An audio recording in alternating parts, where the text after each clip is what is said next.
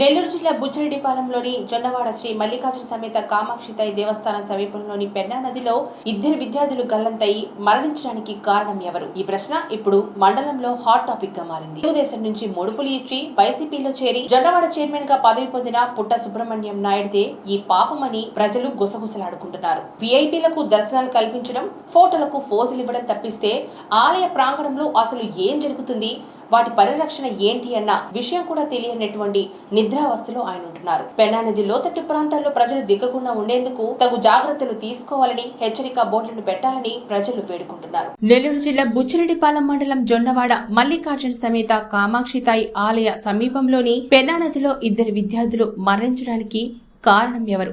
ఈ ప్రశ్న ఇప్పుడు మండలంలో హాట్ టాపిక్ గా మారింది. తెలుగుదేశం నుంచి ముడుపులు ఇచ్చి వైసీపీలోకి చేరి జొన్నవాడ చైర్మన్ పదవి పొందిన పుట్ట సుబ్రహ్మణ్యం నాయుడుదే ఈ పాపమని మండల ప్రజలు గుసగుసలాడుకుంటున్నారు.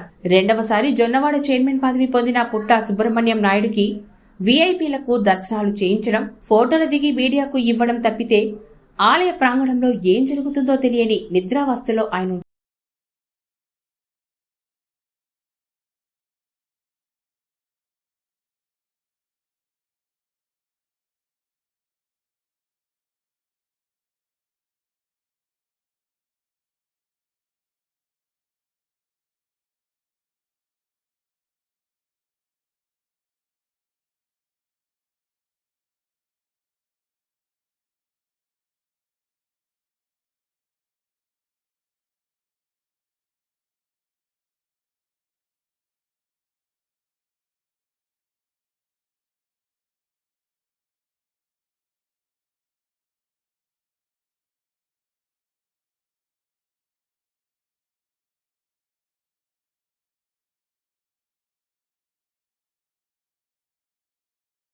పెన్నా నదిలో లోతు, సుడిగుండాలు ఎక్కువగా ఉండే ప్రాంతాల్లో కనీసం ప్రమాద హెచ్చరిక బోర్డులు పెట్టకపోవడం, సుదూరాల నుండి వచ్చే భక్తులు లోతు తెలియక పెన్నాలో దిగి పదుల సంఖ్యలో అసువులు బాస్తున్నారు.